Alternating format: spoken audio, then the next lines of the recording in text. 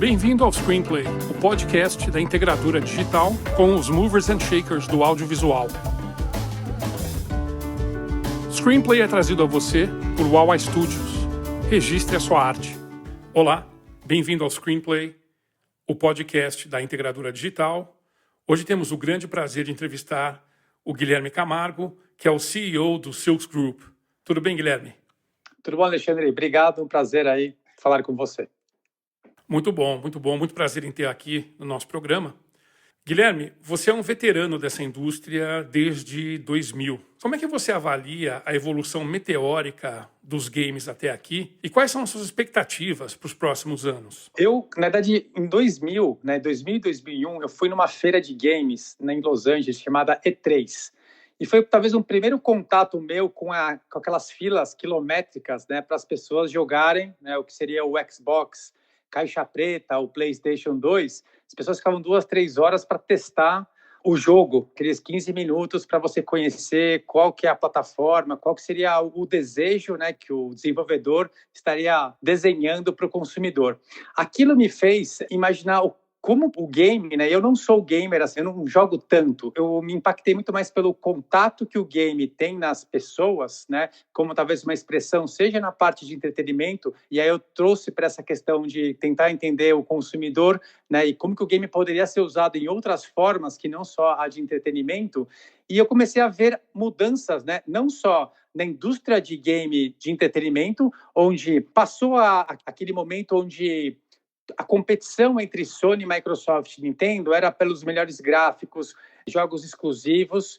E no início dos anos 2000, especialmente 2005, 2006, com a vinda das redes sociais, com uma força muito grande, onde jogos casuais começaram a trazer outros públicos para o game, que era muito, talvez, taxado como um público mais masculino e talvez até mais hardcore gamer, já começou a abrir um pouquinho mais o mercado. Então, acho que essa evolução meteórica que você comentou na pergunta vem muito a partir do início dos anos 2000, quando o mercado de game acabou entrando mais para esse público casual, trazendo cada vez mais as mulheres para dentro do mercado de game, e aí, talvez como a cereja no bolo, a plataforma mobile. Então, quando você vem para uma plataforma que traz entretenimento na palma da mão, jogos free to play, gratuitos, e onde você tem os seus 15 minutos para ter uma imersão, é o tempo que você toma um cigarro, ou tomar um cigarro, ou tomar um café, você pode ter 15 minutos de entretenimento. E eu acho que aí foi uma virada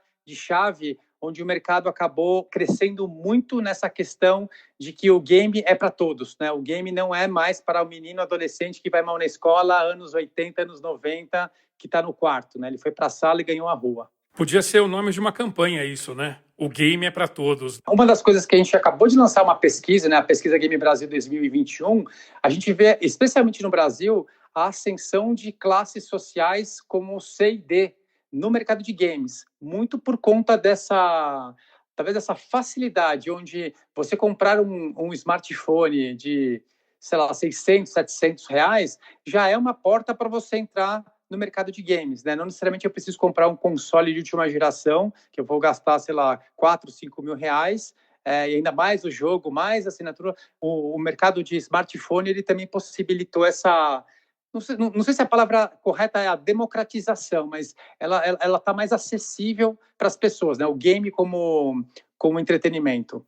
E quais são as suas expectativas para os próximos anos? Eu vejo o game cada vez mais caminhando para a nuvem, Eu acho que o game, diferente da parte de streaming, do mercado de cinema e mesmo do mercado de música, os games eles acabaram demorando um pouco para entrar nessa questão do jogo como serviço, A indústria ainda busca trazer para plataforma hardware, Sony, Microsoft, tentando ainda trazer títulos com uma certa exclusividade, A Nintendo também outro grande exemplo desse tipo de comportamento, mas cada vez mais os consumidores estão buscando, não importa qual a plataforma, eles estão mais se preocupando com os jogos, a atratividade do jogo, e essa movimentação de Google, Amazon, própria Microsoft e Sony, trazendo talvez a próxima geração, talvez as duas próximas gerações, elas já não existam como hardware, e sim vai ser algo mais voltado para a nuvem. Então, não importa se eu estou jogando no computador, no celular,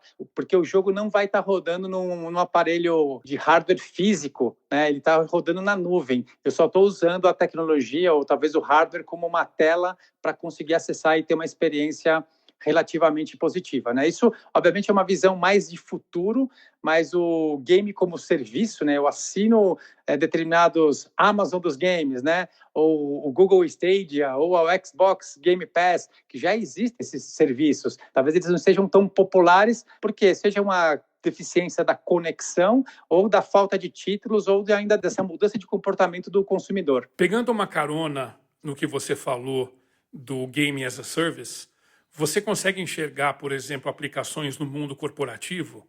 Por exemplo, eu fazer o onboarding de um profissional jogando um game ou treinando o profissional para lidar com alguma eventualidade, algum desafio. Eu não tenho dúvida. Eu acho que essa questão, especialmente do onboarding, né, e agora em termos de pandemia ainda, com essa parte mais, cada vez mais o onboarding ser remoto, trabalhar técnicas de game dentro do perfil poxa, bacana, venha conhecer a empresa, um vídeo tutorial de um presidente comentando um pouco da cultura, você ganha pontos, você tem um certo nível, qual que é o tipo de perfil que você tem, o próprio modo social, se você, por exemplo, se você quiser ter um best buddy dentro de um cenário que a pessoa possa te ensinar alguma coisa para esses caminhos, né, do onboarding virtual ser menos tortuoso do que um onboarding presencial, que você já conhece um pouquinho mais da cultura, tem o café, tem a fofoca, e no mundo virtual você não tem esse tipo de tete a tete. Às vezes as pessoas nem estão com a câmera ligada, você não consegue ter essa proximidade. Eu vejo que a boa parte das empresas, especialmente as empresas que puxam essa questão, né, que são as empresas de tecnologia, mais voltadas para essa parte até de mudança de comportamento, já buscam no game, especialmente na gamificação, que são os usos das técnicas de games para fins que não são de entretenimento, formas de melhorar o engajamento desse onboarding, do treinamento de produto e tudo mais. E tem outro lado também, é o serious game, que a gente chama, que é simular um acontecimento real usando a plataforma de game para você ter um pouco mais de interação e, obviamente, você estava explicando, né? Você pode criar uma situação, né, uma situação de risco, onde você tem que tomar algumas decisões e, obviamente, ali é um treino, né? Você pode acertar o tiro, errar o paciente e tudo mais, mas lá aquele é um ambiente para você errar e aprender, né? Porque justamente quando você estiver numa questão real, no momento real, você ter um pouco mais de experiência, porque o game tem uma grande vantagem como uma espinha dorsal de comunicação, né? O game ele é interativo, você precisa tomar decisões e de acordo com as decisões que você toma, você pode ir para o lado A, lado B, lado C, então isso te dá um pouco mais de possibilidade para trabalhar o poder de escolha. Vamos fazer um sobre negociação. Ia ser legal. A gente pega um daqueles cara casca grossíssima para negociar, entendeu? E aí o cara tem que fechar um negócio e tentar dobrar o cara, assim. Isso com certeza, isso é muito legal. A prática dos games com viés competitivo, é o que a gente chama hoje de esports, você considera como uma transformação do perfil do gamer?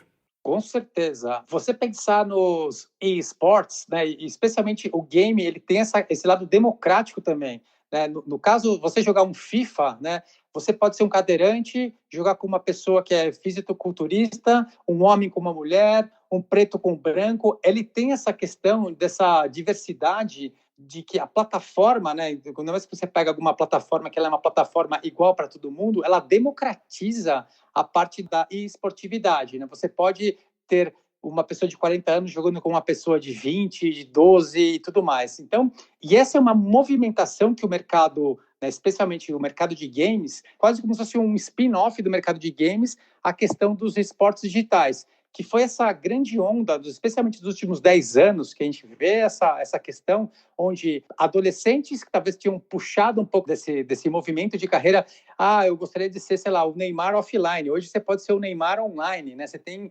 jogos que trazem essa perspectiva de carreira que às vezes a gente vislumbrava só no mundo dos esportistas offline. Hoje talvez seja mais fácil até você criar novos Neymares no mundo digital do que efetivamente no mundo offline. E aqui eu estou falando de jogo, na verdade é uma cascata de jogos aqui que fazem parte desse cenário competitivo, como o LoL, o Free Fire, né, que são jogos que ganharam muito o gosto, né, do público mundial e do Free Fire é um fenômeno quase brasileiro. Eu acho que o Brasil foi um dos primeiros países a ser os trendsetters, né, ou seja, trazer o jogo como um dos principais referências para todas essas ligas e esses esportes competitivos que hoje nós temos aqui, né? Hoje tem um ecossistema inteiro em cima dos esportes. Tem os eventos, tem os influenciadores, tem a parte midiática das marcas querendo cada vez mais entrar nesse universo. Então, eu acho que é algo que a gente não chegou ainda no teto, né? Eu acho que a gente está vendo essa formação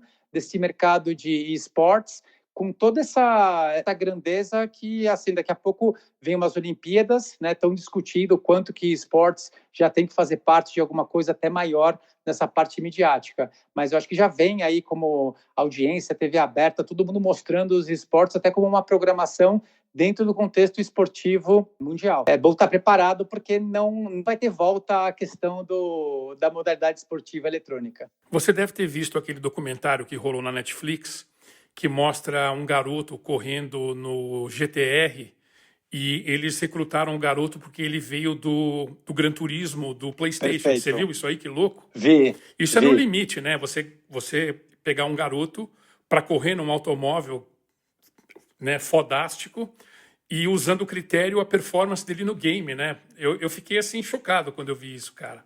Muito louco isso, né? O Gran Turismo é um jogo de simulação, e é isso, né? Você aprende, tem uma aprendizagem tangencial, porque por mais que ele seja uma pessoa que não tenha, talvez, a carta de motorista, ele já tem a habilidade de jogar e já tem toda essa questão intrínseca de entender a parte física, de como funciona, talvez, o carro, a reta para depois se preparar para uma curva, que são coisas que você só aprende quando você joga, quando você tem a experiência e não necessariamente quando você está vendo o Velozes e Furiosos na perspectiva da direção que o diretor do filme acabou escolhendo, não necessariamente a sua experiência em tomar decisões. Então, isso é um grande exemplo de como o game ele pode ter um lado também de educação tangencial, né? Talvez ele só queira jogar pelo lado de entretenimento, mas ele vai aprendendo coisas também dentro do ecossistema sem necessariamente ser uma premissa principal do porquê ele está jogando.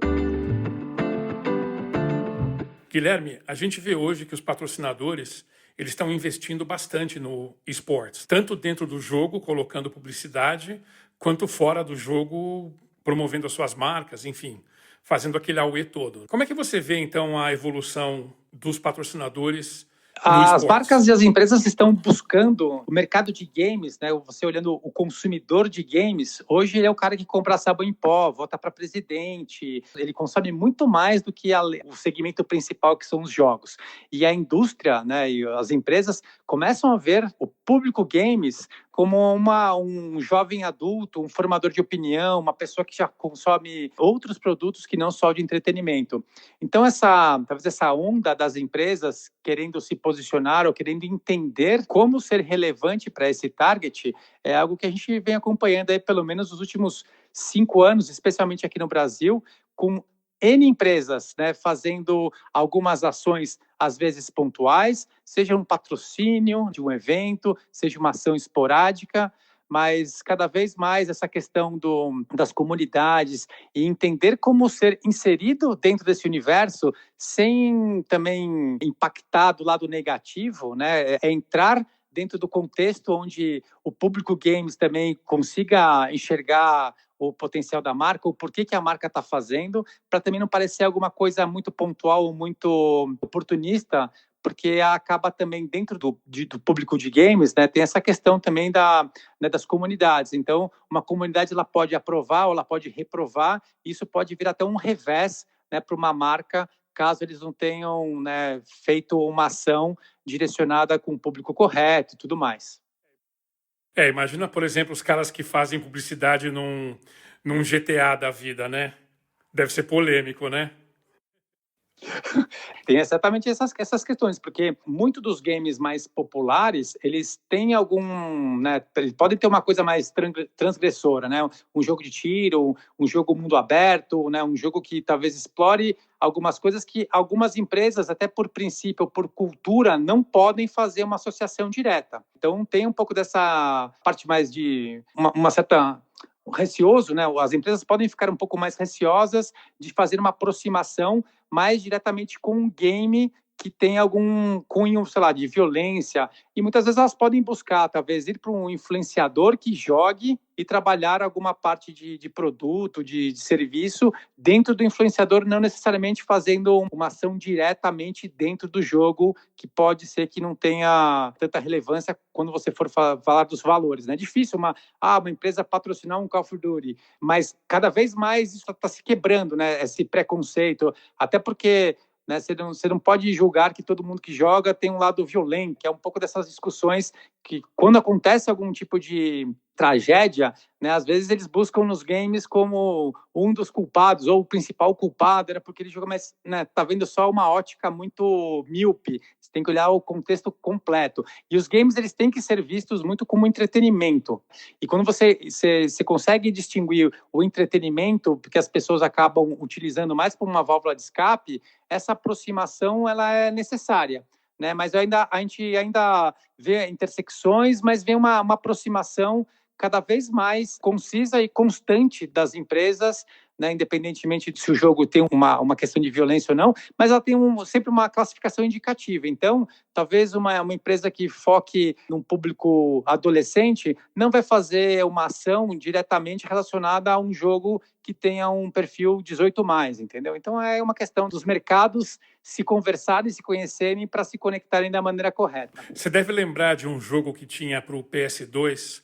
Inclusive, eu adoro os caras da Rockstar Games, porque eles, assim, não têm a mínima correção política. Era aquele joguinho que você era um assassino, que você entrava num shopping center e tinha que matar o máximo de pessoas e tinha que matar também os policiais. Você lembra desse joguinho ou não? Que gerou... É quase um GTA, né? Porque era quase um GTA. Chegou a rolar um BO na época, que tinha algumas empresas que estavam patrocinando, que tinham uma marca nesse joguinho. Hoje um jogo desse, acho que impossível. Não impossível vai emplacar. Hoje o pessoal ia fugir, né? Eu acho que sim. Acho que tem esses jogos que trabalham a transgressão, tem um lado bom e um lado ruim, né? Às vezes ele causa um choque para depois ser aceito de uma outra forma, mas eu acho que hoje a gente evoluiu em tal ponto que tem coisas que não podem mais, porque efetivamente não é bem aceito nós como sociedade. Talvez na época, por ser mais transgressor e talvez ser ainda um nicho, né, uma coisa ainda muito mais segmentada, acabava passando até com menos holoforte, né? Hoje, com toda essa exposição de redes sociais, com toda essa exposição, né, da notícia virar do cancelamento e tudo mais, dos haters, talvez seria inviável, né, pensar num jogo, sei lá, estamos falando de 20, 30 anos atrás, né, agora ele é inviável.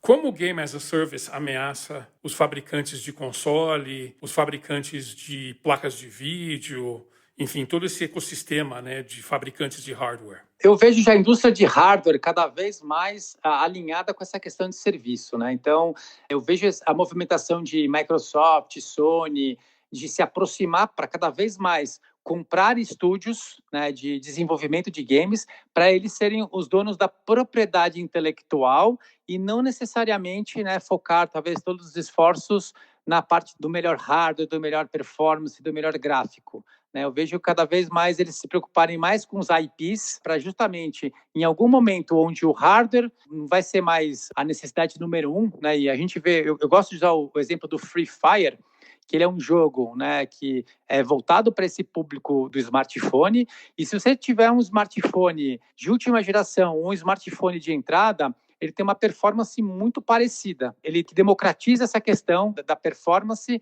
não porque o hardware é melhor, é porque o jogo ele é leve, ele consegue ter uma boa performance em baixo número de processamento, assim. Então, não acho que e assim, eu vejo a indústria também que trabalha nessa parte de periférico, se a indústria está migrando cada vez mais para a parte de smartphone, o processador que era feito para o console ou é feito para o computador, ele também vai ser feito para o smartphone. O smartphone está sendo uma grande porta de entrada para esse novo público que está vendo o game, talvez com uma forma, né, de entretenimento. Agora, com essa parte da pandemia, né, a gente viu os números crescendo cada vez mais em termos de usabilidade, né, de tempo dedicado à utilização dos games, especialmente nos celulares, né? Então, eu acho que está todo mundo já entrando nessa onda de serviço. E mesmo as empresas que não necessariamente possuem talvez um papel primário nesse ecossistema, né, dos fabricantes de hardware, do fabricante barra os donos das marcas, né, de como se fosse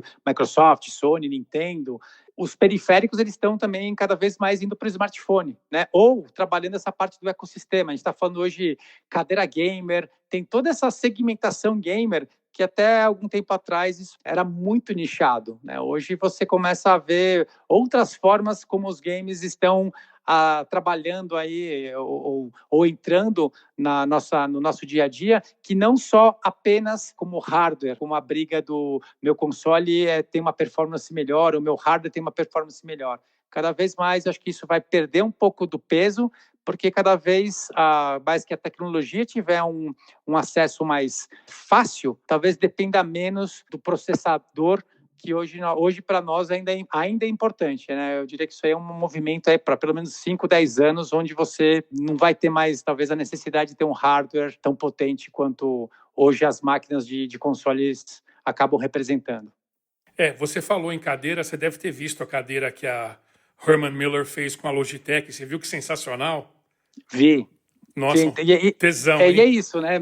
Então, exatamente, olha que interessante, né? E agora com essa questão até com a questão da pandemia, está forçando a gente a ter escritórios virtuais, cadeiras mais confortáveis, né? E a cadeira gamer, ela acabou também entrando num segmento que é o home office, né? Então, eu acabo tendo cadeiras que têm uma experiência mais confortáveis, né? Que não necessariamente o princípio básico de ter uma cadeira gamer é para jogar, né? Você às vezes está trabalhando, mas você quer ter o conforto daquela experiência, né, parece um banco de carro de corrida, né, que ele te abraça, e isso você está vendo que cada vez mais, né, quando você vê os conference calls, as pessoas estão utilizando cadeiras gamers não necessariamente para fins de entretenimento, e sim para trabalho.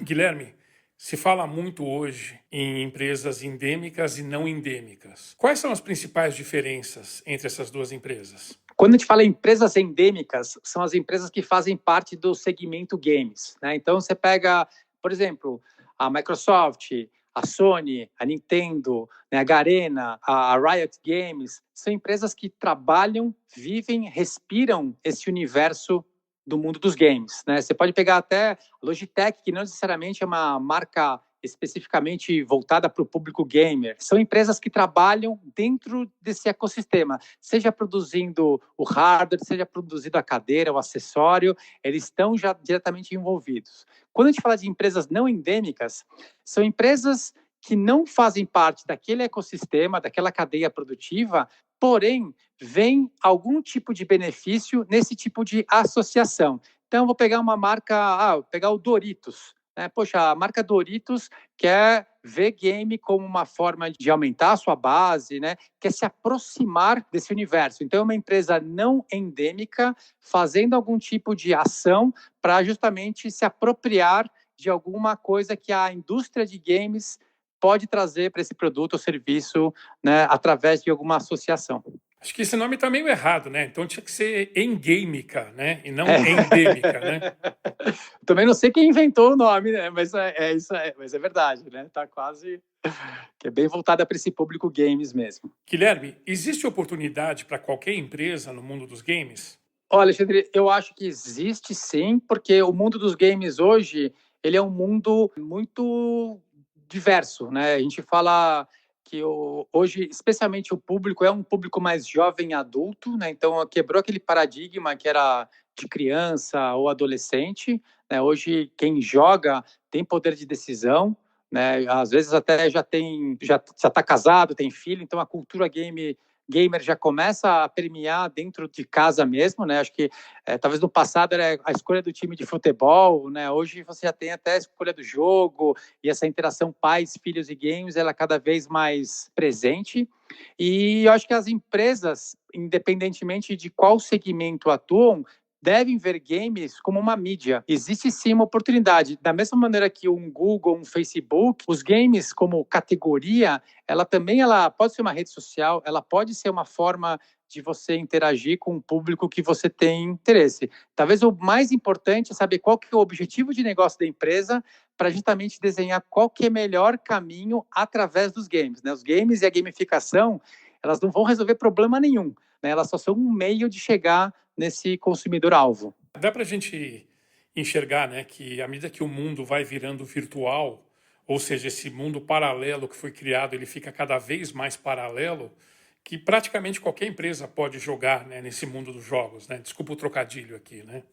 Pode jogar, pode anunciar, é isso aí. A cada vez mais a plataforma dos games, elas são mais acessíveis também, né? Seja para uma venda que a gente fala de in-game marketing, então você está passando lá dentro do jogo de carro, você está vendo a sua placa, aquele guardrail com o nome da empresa X, ou mesmo trabalhar através de influenciadores, ou mesmo fazer uma ação dentro do game, né? Que isso já algumas empresas como a Fanta, Coca-Cola têm feito bastante, né? Em jogos como Fortnite, mesmo Free Fire, fazendo ações em tempo real, onde os consumidores não estão nem jogando, eles estão lá para fazer parte daquele movimento social, né, que é como se fosse uma grande comunidade lá reunida, para ver os outros jogarem, para discutirem, para conversarem. Então, transcendeu. Eu acho que o game é uma mídia hoje muito qualificada, muito segmentada, dependendo do público que você quer atingir, e ela pode sim resolver um problema de comunicação através de toda a sua força. Os games eram vistos como coisa de criança e de adolescente, mas parece que hoje a faixa etária mudou. Você poderia dizer como é que anda a questão dos demográficos dos gamers?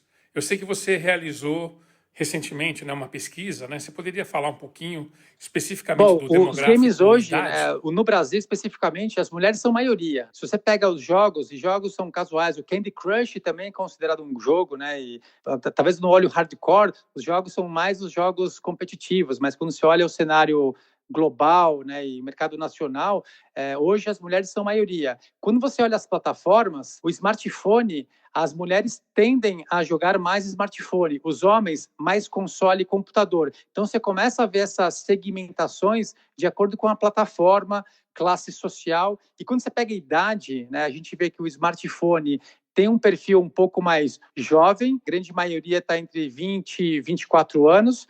Para console, que é um produto mais caro, já vai para 30, 34 anos, 21% da base da nossa pesquisa está dentro desse cluster, e computador está 30% entre 20 e 24 anos. Você vê que cada vez mais está sendo estendido esse target. As pessoas que jogavam nos anos 90 continuam jogando nos anos 2000, talvez com um pouco menos de tempo, um pouco menos de dedicação, mas elas têm esse hábito de jogar. Então, até os entre 40 e 49, né, a gente fez algumas quebras, tem uma parte significante de pessoas, né, aproximadamente 10% em cada uma desses segmentos, que são pessoas que já estão, talvez, entre aspas, fora da parte midiática da questão dos jogos, né? Especialmente quando você fala das questões de marca, as marcas, elas muitas vezes estão querendo falar com os jovens adultos e usando o game, mas você começa a ver que cada vez mais é quase como se fosse a característica do futebol, né, no público brasileiro, que ele tem talvez uma grande intensidade em cada uma dessas subsegmentações. É algo que talvez vai ter um percentual a mais em determinada categoria, em algum cluster, mas ele está permeado em todos os clusters de idade. E eu vejo que o game, independentemente de plataforma, né, de smartphone, console e computador, ele também segue a mesma tendência. Os velhinhos também curtem jogar, né? Oh, exatamente. E cada vez mais eu acho que os jogos, já escutei, já vi alguns pitch de investidor para jogos voltados para a terceira idade, né? Jogos voltados para talvez as pessoas que começaram a jogar nos anos 80 e agora já tem, sei lá, seus 50, 60 anos e agora já querem continuar jogando, talvez com um outro nível de dinâmica, né? Mas é algo que a indústria também já está olhando e vendo potenciais, né? Hoje a gente olha muito mais, talvez, o público hardcore, o casual, mas começa a ter essas segmentações para atingir as redes sociais e as comunidades e também, não, porque não, desenvolvimento de jogos para segmentados por idade. Minha mãe tem 88 anos e ela joga solitaire toda hora, assim. Olha que legal, é isso. E muita gente teve o primeiro contato, exatamente, jogos como, né, paciência, é isso, né? É jogo. Então, ela está dentro de um target de mulheres que jogam mais 80. Olha que interessante. E talvez seja a válvula de escape e seja para essa questão do entretenimento e muitas vezes para essa parte de estimular raciocínio, que é outro aprendizado tangencial que muitas vezes o game traz para a gente. Né, de a gente justamente exercitar toda a parte do cérebro para resolver algum quiz, uma trivia e outras coisas do gênero. Hoje se fala muito em gamificação. Inclusive é uma palavra que está tomando uma conotação até meio obscura, assim, né? Se fala muito, por exemplo, no Robinhood, né? Aquele aplicativo de financeiro, né? Oba! Perfeito. Você acabou de ganhar dinheiro, vamos aplicar numa posição, vamos comprar uns derivativos, vamos! Perfeito. Como é que você vê essa questão da gamificação? Isso é uma coisa que você pode aplicar em todo lugar? Ou a gente tem que ter um certo cuidado com o que a gente está gamificando? Gamificação, ela é aplicado para qualquer empresa, qualquer segmento, né? O que a gente vê, eu gosto de usar o exemplo da nota fiscal paulista. A nota fiscal paulista é um benefício, né, que as pessoas aqui do estado de São Paulo têm, que é conforme elas vão pedindo a nota fiscal, o seu CPF, elas vão acumulando pontos, descontos e concorrendo a prêmios. É uma forma paleolítica de usar essa parte da gamificação, né, como programa de milhagem, né, em benefício próprio, né, onde eu tenho uma né, questão mais extrínseca, que eu vejo um prêmio, eu vejo uma forma de ser recompensado por aquele meu esforço, né? Existem várias formas de você melhorar essa experiência para ser uma experiência mais imersiva, para ser uma experiência que talvez eu queira participar, seja para fazer parte de um contexto social, seja porque eu tenho algum prêmio, eu tenho alguma vantagem, eu sou reconhecido como alguma coisa. Mas você vê que hoje gamificação está dentro do Uber, está dentro do Nubank, está dentro do Pão de Açúcar. Então, são formas diferentes de trabalhar a gamificação, umas mais imersivas, outras menos, mas eu diria que é o point of no return. Assim, a gente não vai parar de ouvir campanhas, né, ou mesmo réguas de relacionamento de empresas que vão abrir mão desse tipo de técnica, né, seja através de uma pontuação, de um ranking, de um storytelling, porque ela tem um envolvimento maior, sim, quando você olha todo o entorno, né, de como trazer, como engajar. Mas tem sempre o outro lado, né, que é o lado, talvez, do oportunismo, né, que não necessariamente vai trazer um benefício no curto prazo e, às vezes, acaba, talvez, pegando o lado mais frágil, né, do ser humano e acaba, na empolgação, fazendo algum tipo de correlação errada. Hoje, por exemplo, na Silks, no Silks Group, a gente tem uma plataforma chamada Ludus Pro, que é uma plataforma de gamificação. Por conta de 5 anos atrás, de tanta demanda de clientes querendo entender como que a gente poderia fazer, engajar, sei lá, seja no processo de onboarding, engajar num treinamento de produto, a gente acabou pensando em desenvolver isso como um produto e não como alguns serviços pontuais, né? E hoje é um dos carros-chefes, a gente até recebeu agora um aporte de uma empresa aí dos Estados Unidos para justamente fazer o spin-off. Então, eu acho que a gamificação, ela tem já está muito próximo da nossa realidade diária, seja através do Uber, Waze, Nubank e outras formas de melhorar o engajamento dos consumidores com as marcas e serviços. Então, sobre o ponto de vista da produção de games, como é que a área de criação ela pode colaborar melhor com a área de negócios para a gente obter um sucesso? Olha, eu diria que a área de criação ela é uma área importante, mas hoje a área de BI, né, de Business Intelligence, ela é mais fundamental do que talvez a parte criativa, né? Obviamente a criação, o storytelling, o enredo, ela é muito importante para você ter essa imersão, mas analisar dados, analisar comportamento, hoje ele é muito mais decisivo para uma cadeia um pouco mais longa, né, seja da parte da criação de um jogo, ou mesmo dessa relação junto com o consumidor, que é um misto, né, de toda essa experiência, né, que o jogo, a parte da produção do jogo, se propõe a fazer. Toda boa história começa com bom storytelling. Tirando o Tetris, que é um bom exemplo de um jogo que não tem storytelling, a grande maioria dos jogos tem alguma forma de trazer essa parte do engajamento para que esse seja talvez a isca para você continuar jogando, continuar pensando por que você quer estar nessa fase ou não, né?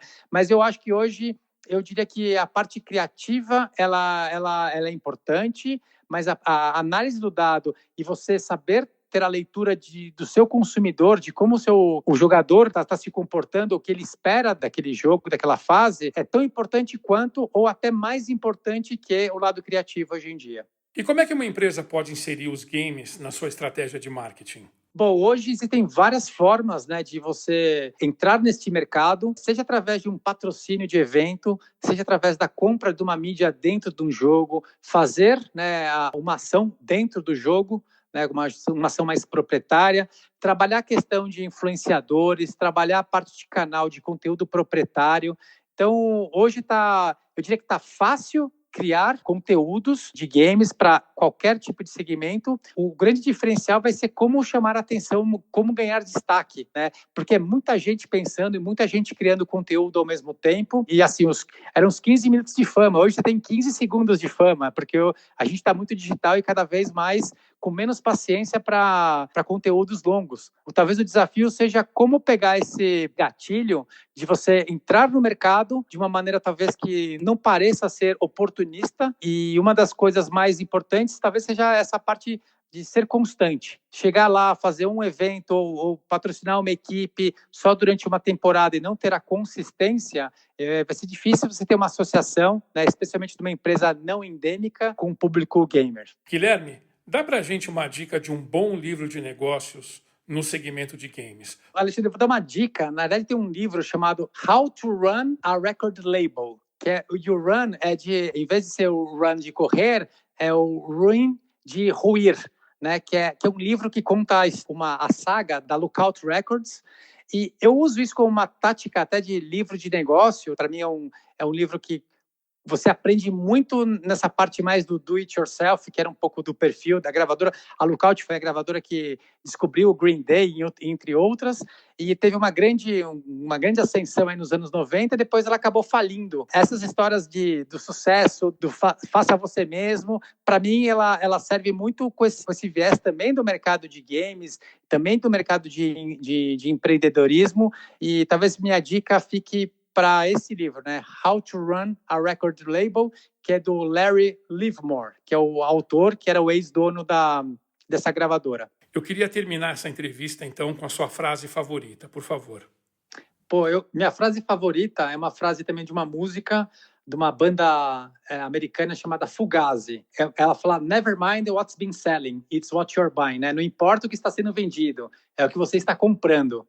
Que eu acho que isso resume muito o poder de escolha nossa de consumidor, né? Seja na hora de selecionar um game oficial, um game pirata, na verdade a decisão, né, é do consumidor, né? Nossa decisão acaba impactando muito mais do que a gente acaba pensando no início, né? Então essa questão do que está disponível, o que você quer comprar. Então acho que essa é a minha frase que eu venho carregando ao longo de pelo menos uns 25, 30 anos, que eu acho que resume bem talvez a forma como eu encare o poder de escolha do consumidor, o poder de escolha nosso para tentar, não vou falar que é fazer o mundo melhor, talvez é tentar destruir o menos possível o mundo. Screenplay volta em breve com quem faz acontecer na indústria do audiovisual. Aproveite para comentar e compartilhar esse podcast. Screenplay é trazido a você por Wawa Studios. Registre a sua arte.